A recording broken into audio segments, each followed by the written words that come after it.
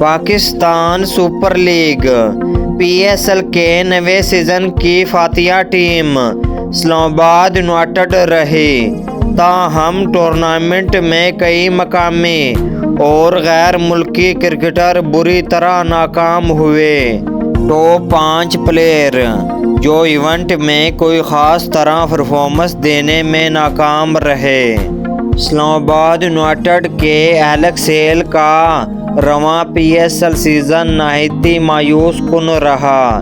انہوں نے 14.8 کی اوسط کے ساتھ 124 کے اسٹرائک ریٹ سے محض 148 رنز بنائے۔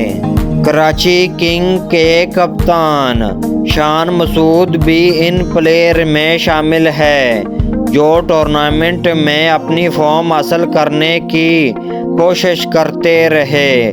انہوں نے 10 اننگ میں 15.8 کی اوسط اور 105 کے اسٹرائک ریٹ کے ساتھ محض 158 رنز بنائے۔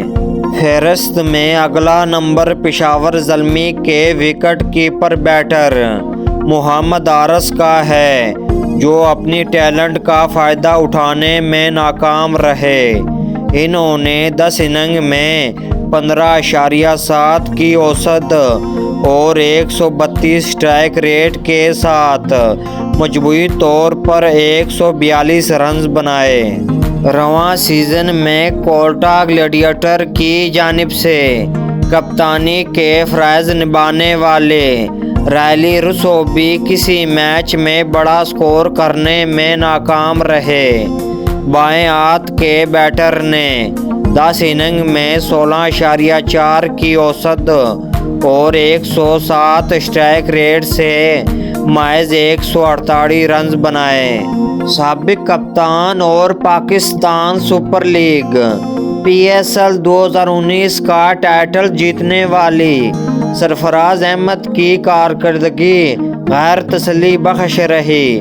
انہوں نے رواں سیزن میں 5 اننگ میں بیٹنگ کرتے ہوئے ٹورنامنٹ میں 5.5 کی اوسط سے محض 22 رنز بنائے۔